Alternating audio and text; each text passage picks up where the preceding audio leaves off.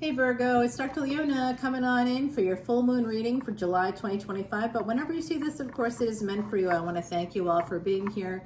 I love you so much, Virgo. You are that sixth house, of course, ruled by Mercury. Now, my gorgeous Virgos, if you are not an Aries ascendant, Virgo will not be in the sixth house, right? Some of you could be Virgo ascendants. In fact, one of my very favorite people on the planet is a Virgo ascendant. Yes, absolutely. And a Virgo moon. I have a friend who's a Virgo moon. I love Virgo energy. My mama was a Virgo, so there's a lot of connection there.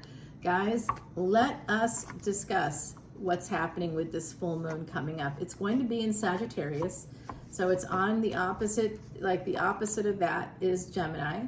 What's in Gemini? Jupiter. So Jupiter and the moon, it's an energetic connection. If you have that conjunction, it's a wealth-giving conjunction. That means there's some kind of a wealth possibility here between this full moon energy.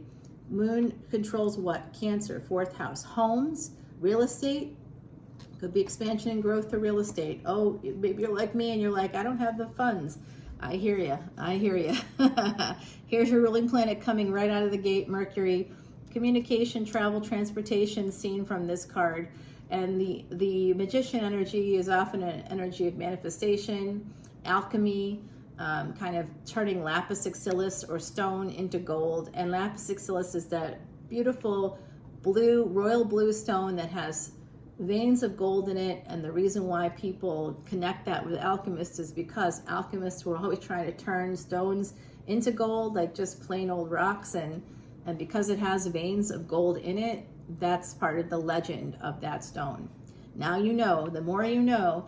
And that's the same stone that Cleopatra used to grind up and make her beautiful sparkly blue eyeshadow. Now, in the meantime, in current news, in the 21st century, scientists actually have turned stone into gold. Alchemy is real now. I post stuff like that over on Patreon for all to see, no matter what paid tier you are. If you are following us on Patreon, we appreciate your support that way, but unless you're a subscriber, you're not going to see this extended video or any extended video. For $1.01 in between each tier, you get to see more. That's per Patreon community rules. And regardless of Patreon community rules, I, as the reader, do not have to choose to keep a single dime. What I choose to do is to donate it every month to Elephant Aid International's Elephant Refuge of North America. That was featured on 60 Minutes in 2024, guys. And, you know, just great energy there. Now, I don't want my hair in the shop because it needs to get chemically treated to be relaxed. We're starting to head into that space of, you know, not good spaces. Oh my goodness. Okay, guys, so what am I seeing here? What are we seeing here? We are seeing an energy of communication coming in slowly. Somebody with Knight of Pentacles energy right there. Very slowly, there's a pain, Three of Swords here with a High Priestess. They feel stuck. This High Priestess might be married. That's a marriage card for me. So someone here, possibly with Virgo energy, would like to move towards a High Priestess and isn't able to, because maybe you're not talking. And here we come, Magician energy, King of Cups, coming in to have a conversation. There you are. All right, could be you wanting to communicate. This person could be third party energy. Remember, 12th house, Pisces is where we find that High Priestess energy. And that's where Saturn is, as well as Neptune. Saturn retrograde, Neptune about to go retrograde tomorrow. So come on over to Patreon to hear more about current transits and how they intersect with your own birth chart. I have a lot of in-depth knowledge over there, a lot of educational videos, okay? Love it, guys. Master your chart and you master your life. This is a big tower moment coming in. The pain is going to lead to gain. So whatever you're experiencing that's painful right now, understand it's going to be the basis of some big idea, some big passion in your life, even a relationship, okay? And love, passion and love. Generational stuff, okay? Big stuff coming in here. I don't know how, why. I'd have to look at your individual chart. This is a collective energy reading, but I'm telling you, Virgo, there's something major happening. And actually for Virgos, Virgo ascendants in particular, and Virgo moons, and if you happen to have like a lot of conjunctions in the 6th house, or you have Saturn in the 6th house, moon in the 6th house, whatever is there, whether it's Virgo or not, anything that you have connected to the 6th house. And like I said, stellium, 4 more planets, even 3 planets in the 6th house, or in Virgo, or attached to Mercury. So I have Mercury as part of a stellium in my chart, right? So I mean, yes, yeah, where it is sort of does show that group sex is possible. Yes, wherever you have a stellium, that's something you won't hear from other Vedic astrologers, but you will hear from me because I am the 8th house queen.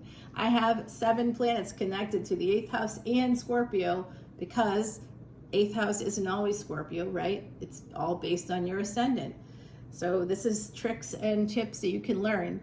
Can I have a threesome? Yes, you can. Or it's probably not a good idea. How fun. Okay, guys, let's go. 6 and 6 coming out. Now, that's not the number of the devil. That's actually the spirit of love. But as I say that, multiple 6s and then the devil. They're on fire today. You guys are cracking us up. Okay, so this is about actually having a victory within your career, a career space. And it's connected with the 12th house, it's connected with the 6th house, and it's connected with the 10th house, your career, and 8th house. So a lot of Dushtana houses or death houses are involved somehow in this energy for this Queen of Wands. Big, big, big stuff coming in. A lot of big stuff here. Hierophant energy, the 2nd house, a second marriage. Okay, the 2nd house represents second marriage because it's 7 places from the 7th. Okay, so I do see possibly a second marriage here. There's some pain, though, coming in with a codependency. I would guess that that is pretty painful when we have that energy where we need someone else's money to like survive, when we can't earn enough. That is tough. So Mercury is the intellect. It's the spine. It's that energy. You want to go to higher education there. You want to build up that intellect. Wherever you have Mercury will tell you where you should focus your higher education, especially if it's connected to the sun or in Leo. You want to absolutely get that higher education. It's going to affect how you communicate, how you travel, everything in your life. It's all, Mercury is very much like the minister of affairs, not affairs like you know, secret love affairs kind of affairs, but like the affairs of like your life. You know, how you present yourself, how you speak, whether or not people listen to you or respect you at all, because the things you say don't seem to make any sense. That's a debilitated Mercury maybe. Okay, so this is stuff you can talk about when you come on over to Patreon. Not if, but when. Definitely come over, because if you master your chart, you master your life. Virgo, I see someone really struggling here. There's a struggle. What's the struggle with work in the past? Communications here through work. Somebody could be quite nervous. They might have learned recently that someone's coming forward. They're struggling. They've been holding back. They know they're not going to be able to hold back anymore. Sagittarius energy, the judgment energy, angelic energy, calling up 2 people to heaven. That's what the card looks like. They're in the traditional Rider-Waite deck, and here we have a couple of cherubs blowing some horns. So I'm telling you, there's 3 horns here. Someone could be quite horny is what I'm seeing. So guys, I see a lot of hands reaching up, a lot of people like in a big crowd, kind of screaming, saying yay, or clapping. So someone here could become a speaker, or it could become a musician, or it could create a script, a movie script, or it could be cast in a Broadway musical, or a musical in general, or off-Broadway, whatever it might be. There's going to be people clapping, and I see the divine energy all around you. There's a second chance coming in. Someone could be wanting to come to your home, or you may want to go to theirs to heal things. There's an opportunity coming in. That's why someone here is so nervous and is struggling so much. They're getting a second chance. And so if it's a second chance, it means they've already blown the first chance. That could be you, all right? It could be. I see what they're going to heal things, and they're going to want to move towards gains, wish fulfillment, something that's public, bigger organizations, nonprofit organizations, government organizations. So recognize something, recognized at that level of public. and the Lovers is making this decision. Again, more Mercury energy. We've got a lot of Gemini here coming out. Okay, so we have Jupiter and Venus will be in Gemini at the end together, at the end of July until about the end of August. And that's when Mercury goes, your ruling planet, goes into Leo. So there could be some public announcement connected with a husband and a wife, because Venus from there goes on to Cancer. So as it moves into Cancer, what's going to be in Cancer? Well, nothing's going to be in Cancer. But Jupiter will be moving there, will be following Venus. Okay, so Venus moves out of Gemini, and you know, Jupiter and Venus are together. So what this is representing for my gorgeous Virgos is Jupiter, a husband energy or a masculine partner.